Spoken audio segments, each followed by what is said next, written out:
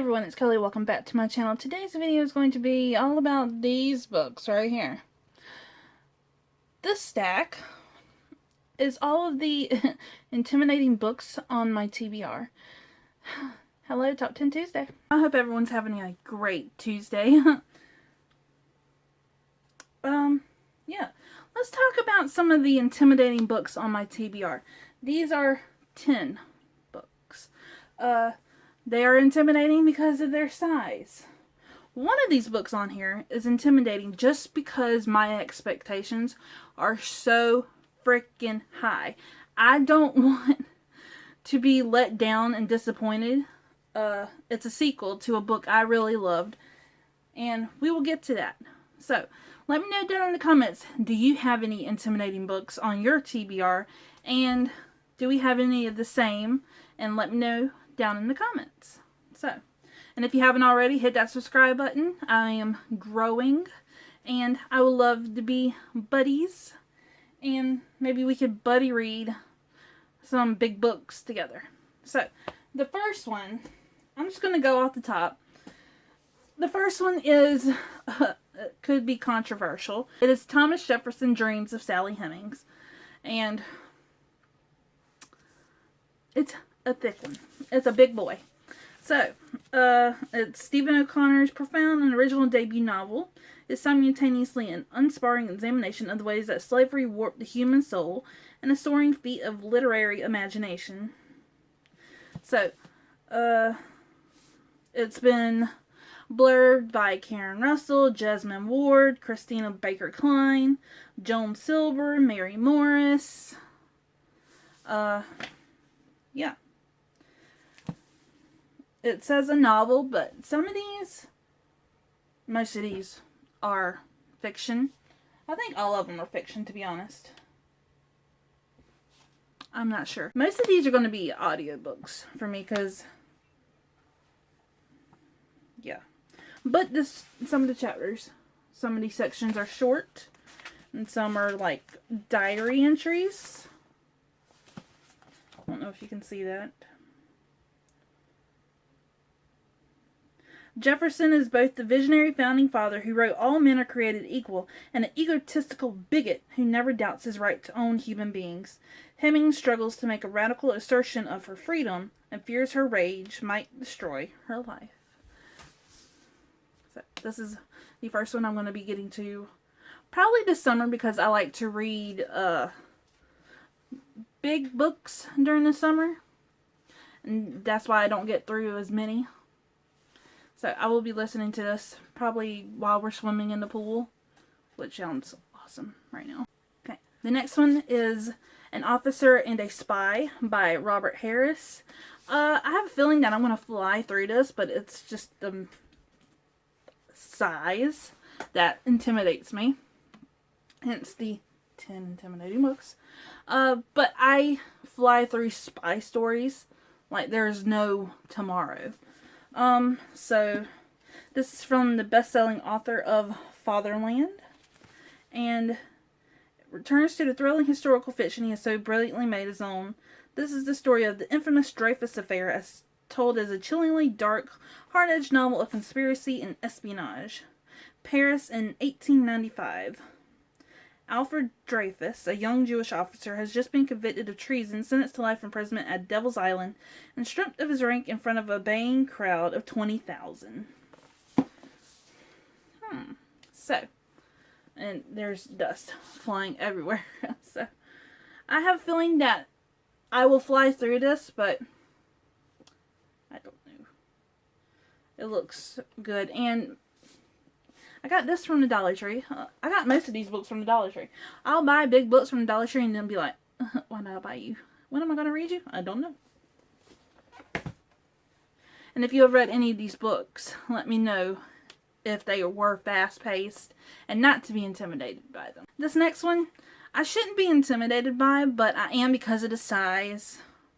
But it's got 4 books in it, and that is The Giver Quartet by Lois Lowry. I've never read The Giver, which, shock, is like a school required reading. I wasn't required to read it, so I didn't. But I had friends that would read it for fun. But I never did it. And I want to watch the movie. So I got this for $5 off of booksforschool.com. It's the website where you can buy books for little free libraries. And I bought this, $5 for 4 books, and it's got red pages. But once I did get it, I had to like separate the painted pages. So I'm intimidated by the size, but I shouldn't be because it's 4 books. I was going to read this last year in December. That's what I told myself when I got this. But I think I may save it for this summer. I don't know. And it came with a ribbon too, so. And it's very pretty. It's The Giver, Gathering Blue, Messenger, and Sun. And it's dystopian, so. And I'm in the middle of a sci-fi dystopia right now. This book I was supposed to get to this month, but I don't think I'm going to get to unless I find an audiobook. And that is A Dance with Dragons by George R. R. Martin. This is the 5th book in the Song of Ice and Fire series, Game of Thrones. And I don't know why I keep pushing this back. Because the other books 1, 2, 3, and 4, they were big boys. But I don't know why I'm pushing this off. It may be because some of the characters that I like was in book 4 and they're not going to be in here. Like, I don't know if Cersei's going to be in here, but Daenerys is in here, Jon Snow, Davos, and so the characters I'm having a problem with. That's why I'm intimidated, because I don't know if I'm going to be invested in their story lines. But yeah, I keep pushing this off. I'm hoping to find the audiobook for it. Finding audiobooks for these books are like freaking hard. My library doesn't have it. I can't find it on YouTube. If I do find it on YouTube, the narration, it's got repeats and skips, and it's just bad. And then Audible, no. Scribd, no. Libro FM, haven't tried that, so I may look on that. Spotify, So, if you know where I can get audiobooks for these, let me know, because I really want to read it. It's been on my TBR since October when I was supposed to read it, and then November. I was wanting to read it in December. Last month, I just was like, no. This month, I wanted to make it a priority, but I didn't. So, yes. It takes me about a week and a half or 2 weeks to read these. The next book I got as a review copy for free right when I started doing reviews on my blog and doing Goodreads reviews, and I cannot find it on Goodreads. The only thing that I know about it is what I'm reading from the back, and I think it's a fantasy. It's Chasma Forma by S. Vegas, and I don't know what this is. Land of the Godori. This world will take from you what you took from it. The death promise of the Chasma. I don't know. I'm going to have to research this because I've not seen it anywhere since I've got it. And I got this years ago. But it's very thick, and it's a fiction. It says, in the scorched land of the Maharan lives a dark-skinned girl soon to become a woman, capable and strong, confident and caring. All she has known is peace. All she has known is purpose. All she will bring, death. On the icy plains beyond the Godori forest lies a dead boy, forgotten by the world and himself. He is about to be given the hardest challenge of all, life. In the center of the Chasma, one sits above all, the Integra Divintus, beyond the trappings of the common, bound to mankind by responsibility, a burden that, should any Divintus fail, could bring the worst fate of all, chaos. All promises must be fulfilled, for Chasma will grow. And it says book 1. but this is not on Goodreads. And I tried Googling it and nothing. So I found it on Goodreads, and it is a fantasy dystopian. And from the reviews I've read, that each chapter is broken down into 3 parts. One for each character, life, death, and indifference, or the middle, or the center. And that the writing is beautiful, but they can't recommend it because there is, I guess, a trigger warning. It's got a lot of violence towards women, and the author is from Jakarta, Indonesia. So I don't know when I will be reading this. Ooh, that looks cool. Oh, it's got illustrations. But now I remembered that I was contacted by the author for this book, because the other reviews on this book, they were contacted as well. So now I remember. So yes, this is intimidating to me. It's almost 600 pages. Okay, so the book that I am intimidated by because my expectations are through the freaking roof, and that the first book is a 5 out of 5. And when this book came out, there was a lot of mixed reviews, and then the author had all that backlash for blaming another author, well-known author, of plagiarism because of a book title, and that is Children of Virtue and Vengeance by Tomi Adeyemi. I've heard some mixed things. I loved it. The first book, the cliffhanger after the magic was back, and so I'm just praying that Zeely and Damari will work things out, figure things out, and everything will just be alright. And yeah, I loved Orisha, the land. I loved the magic system, and yeah.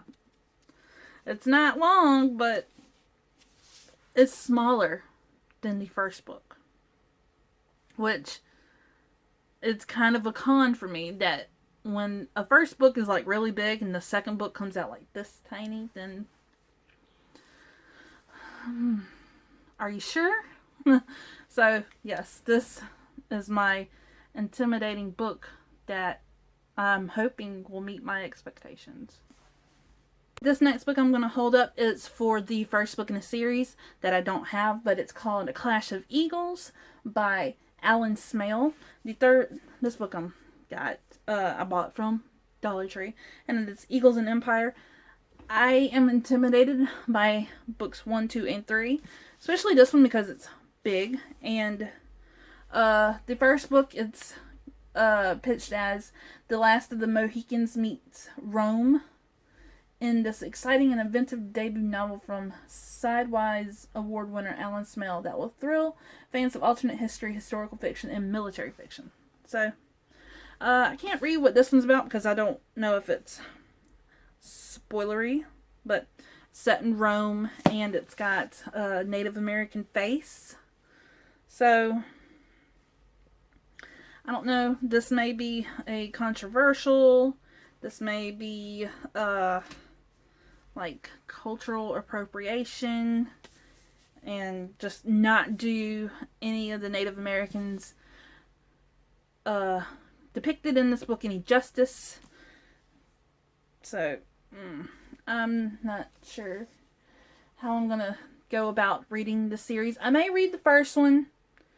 It's got a 3.81 on Goodreads and 1,432 ratings, so that's not really good. I'm almost done. The next one is the beginning, or the first book in a series. I won the second book in a Goodreads giveaway win, and I'm very intrigued. So the first book is Shantaram by Gregory David Roberts, author of The Mountain Shadow. I think it's... Wait a minute. Is this the second book? I think this is the second book. So, I don't know. I think this is the first one. but it's a floppy big boy. And the text, this reminded me of Metro 2033. A utterly unique, absolutely audacious, and wonderfully wild, Shantaram is sure to catch even the most fantastic of imaginations off guard. A sprawling, intelligent novel full of vibrant characters, but Bombay itself is Shantaram's strongest performance, and Robert's love of India and the people who live there is unmistakable and a joy to read about. Robert brings us through Bombay's slums and opium houses and its prostitution dens and expat bars, saying, "You come now and we follow." So, I love the cover. Any books with architecture and buildings, I'm a sucker for. And so, this is 936 pages. Am I crazy? This cover is just stunning. It's beautiful. Good Lord have mercy on me. And the paper, it's like Bible paper. It's written in 5 parts. So, for your mother. Did your mother read it?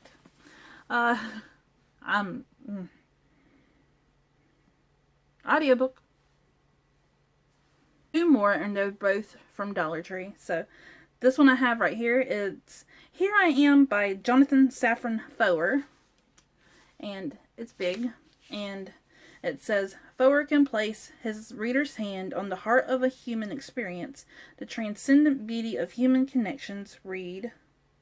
You can feel the life beating.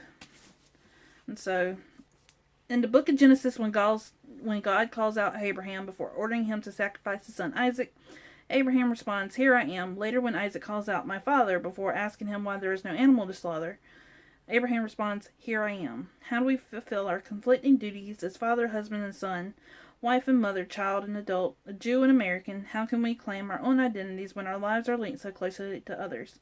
These are the questions at the heart of Jonathan Safran Foer's first novel in 11 years. A work of extraordinary scope and heartbreaking intimacy. Here I Am is the story of a fracturing family in a moment of crisis. The subject matter is intimidating. And the last book, so maybe the biggest, it is by Gaslight by Stephen Price. This is set in Victorian England, and the only Victorian England